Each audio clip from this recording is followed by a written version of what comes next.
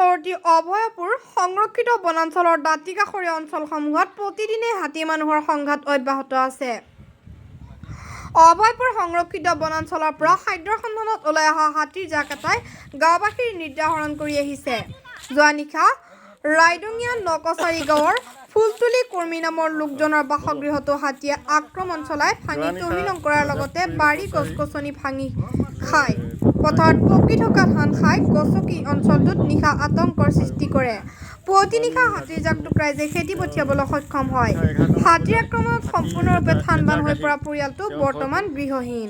যথেষ্ট ক্ষতি কৰে, গোটেই ভাঙি চূৰ্ণুৰ কৰে আৰু লগতে তেওঁ ভাত নষ্ট কৰিছে, বাচন বৰ্তন নষ্ট কৰিছে আৰু কলগছ, তামোল গছ, নাৰিকল গছ যিবিলাক আছিল চব ভাঙি চুঙি শেষ কৰিছে।